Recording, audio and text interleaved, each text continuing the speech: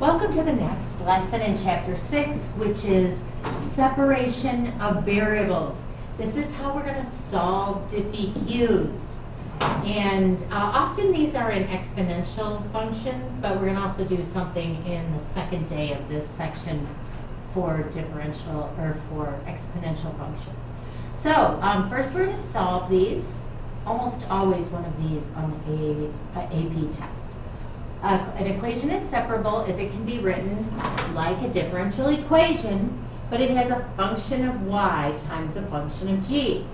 What our basic strategy is, we put the y's on the left, we put the g or x's on the right, and we take the antiderivative of both sides. Let's see how this looks with a real example. Here's our equation, dy dx equals 6y squared x. We're going to move the y's to the left by dividing by y squared. I might divide by 6y squared, but it doesn't matter. You should get the same answer no matter which way you do it. We're going to first start by multiplying both sides by dx. So you have dy equals 6y squared x dx. Next, let's divide by 6y squared. This allows all the y's to be on the left, all the x's on the right. Now we're ready to take the antiderivative.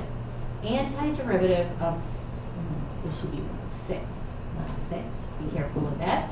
1/6 y to the negative 2 dy equals the antiderivative of x dx. Nice. These we can do. Okay, so we're going to have 1/6 times y. Remember, we add 1 and divide by that number, which is the same thing as multiplying by -1, plus c. And then we have 1/2 x squared plus c.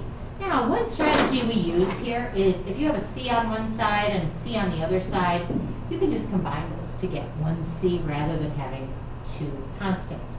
So let's rewrite this one more time, minus 1/6, because I am multiplying by this -1.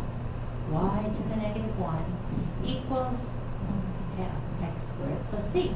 Now, we were given an x and a y value in this equation. 1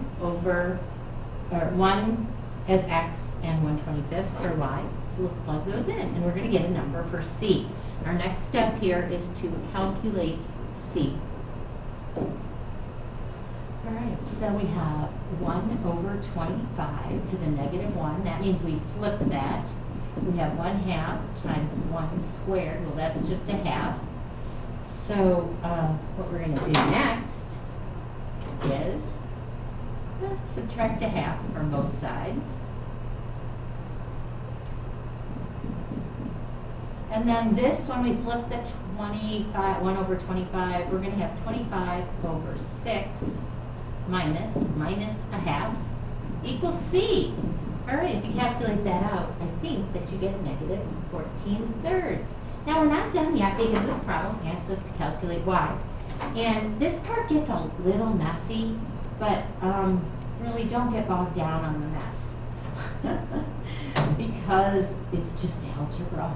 Okay, so -1/6 y to the -1 equals 1/2 x squared minus 14/3. All right, so we want to solve for y. So let's multiply both sides by 6y. We do that, we end up with a -1 on this side.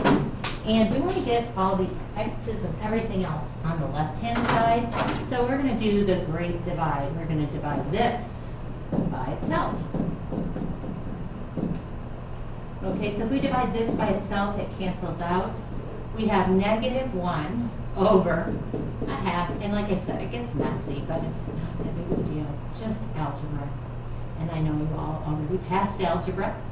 Okay, so we have -1 over a half x squared minus 14/3 equals 6y's. All right, so we can multiply both sides by 1/6 to get rid of that 6y.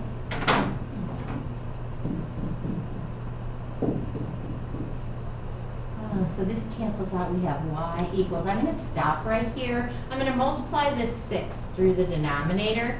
So we have 6/2, which is 3x squared. We have 6/3, which is 14 times 2, which is -28, a -1 on top, and that is going to be our answer. We're going to just leave it like this because That's enough. Enough is enough. But you should be able to manipulate that around. Okay, next problem. Same thing, y is to the left and x is to the right. So we're going to divide both sides by 4 square root of y, 4 square root of y. So we have dy over here. We're going to multiply this side times dx. This side, the x's are ln of x over x. That looks interesting. If we divide by 4 over square root of y, our equation looks like this. Now, we're going to take the antiderivative of both of these. The deal on the right-hand side is u substitution. The deal on the left-hand side is power rule, but we're going to have to rewrite y to the negative 1/2. Not a big deal. Now we need to, but over here we need to do a u substitution. Let's set u equal to ln of x. I think we did this before when we did u substitutions. The derivative of ln is 1 over x dx. Oh, and how nice this is. X in the bottom, dx in the top. We can substitute du in for that. Nice. And u is going to be ln of x. So our derivative becomes u du. Gosh, that became easy, but we do need to substitute it back in so we can put in our x and y to find c. So let's continue on. 1/4. Add 1 to the exponent. You get a positive half. You have to divide by 1/2, which is the same as multiplying by 2. And plus c, but we're going to make just 1c on the right-hand side, because we can. Minus, or 1/2 u squared plus 1c. All right, now we need to put u back in here. Not u, but you know, the letter u. U is equal to ln of x. So we're going to put ln of x squared plus c, 1/2 of that, equals, now the left-hand side becomes, 2 times this, so we have 2y to the 1/2. All right, let's plug in our x and y, which we have up here, e and 1, x and y. All right, y is 1. Oh, good. That makes it easy. 1 to the 1/2, that's 1, times 2 equals 1/2. Oh my goodness. ln of e squared. Well, that's sweet, because that just ends up being 1 squared also. All right, so here we have 2 and 1 plus c. So c is going to equal 1. Okay, so I just checked this. I made a couple little math errors. Little math errors. They just make the answer wrong, but that's okay. We'll fix them. Okay, so 1/4 divided by 1/2 is actually 1/2. 2 over 4. Okay, so we have 1/2 here equals 1/2 times 1. So let's do this again. We have 1/2 equals 1/2 plus c. So what does c equal? Well, my golly, c is 0. Because you subtract 1/2 from both sides, c is 0. So now let's take our equation up here and see how to solve that. We're looking at this equation right here with c equal to 0, okay? So rewriting that, we get 1/2. Actually, we can divide both sides by 1/2, can't we?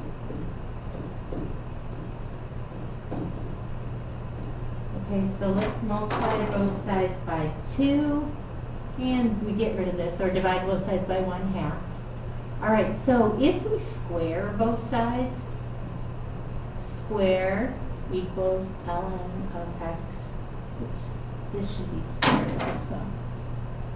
So this is ln squared, and then we're going to square both sides again. So this was ln squared, and now we're squaring it again. So y is going to be equal ln x to the 4th. Nice. That is our final answer. We're going to talk about this last slide a little bit more tomorrow and do more real life problems using this. But I will say that these two equations are related. One is the differential equation, and if you take the antiderivative of this equation, you get this equation. I think this is actually done for you in your book, but I'm going to do it for you right now. And also, often on the AP test, you're given these words. The rate of change is proportional to the amount present, and you have to come up with this equation, which is just like it looks. So please know that you need to understand that connection between the rate of change is proportional to the amount present. K is a constant, Y is the amount present. Okay, so if we take the antiderivative of dy dt, this time we're gonna move the t's to the right and the y's to the left. So dy equals, and dt is the only thing on the left-hand side. We're going to leave the k with the dt and divide by y. Okay, so this is the same equation that's written over there. We just separated the variables. Now we're going to take the antiderivative. And the antiderivative of 1 over y is ln of y. And then the antiderivative of k is just k times t because it's a constant. All right, and we need to actually solve for y. So we're going to take this equation and exponentiate it. One of my favorite things to do. Exponentiate both sides.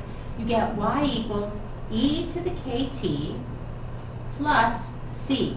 All right, now remember your exponent rules. You can also write this e to the kt times e to the c. That's the same thing. This e to the c is a constant. And it's like a constant, but we're gonna call it the initial amount. So instead of a c, we're gonna call it y sub 0. And check out how this works. Y equals y0 e to the kt. And we came up with the equation you just saw. As I said, we're going to use that more tomorrow, but this little box over here, which I have drawn circles around and arrows, is very important. Please take time to look at that, and we'll be talking about it more. Signing off from the first day. Bye.